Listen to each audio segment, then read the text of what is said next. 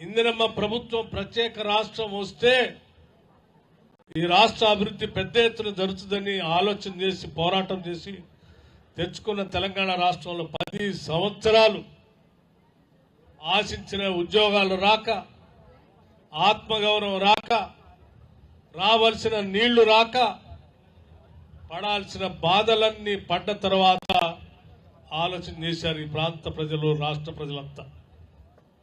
ఈ ప్రాంత ఆలోచనల్ని, ఆశల్ని అర్థం చేసుకున్న కాంగ్రెస్ పార్టీ అధికారంలోకి వస్తేనే తిరిగి మా ఆశలు, ఆకాంక్షలు నెరవేరుతాయని ఆశించి ఇందిరమ్మ రాజ్యాన్ని తీసుకొచ్చిన తర్వాతనే ఈరోజు ప్రజా సంక్షేమ సంబంధించి అనేక ప్రణాళికలు మొదలై అమలు చేసుకుంటూ పోతా ఉన్నాం.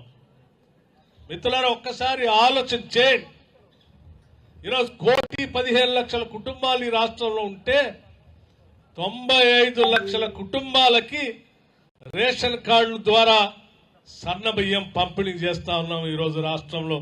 బహుశా ఈ సన్న బియ్యం పంపిణీ కార్యక్రమం ఈ దేశంలో ఏ రాష్ట్రంలో కూడా ఇంత పెద్ద ఎత్తున పంపిణీ చేయట్లేదు మనం. అట్లాగే ఉచిత కరెంటు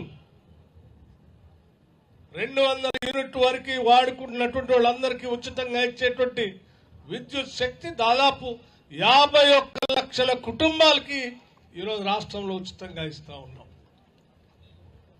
ఉదాహరణకి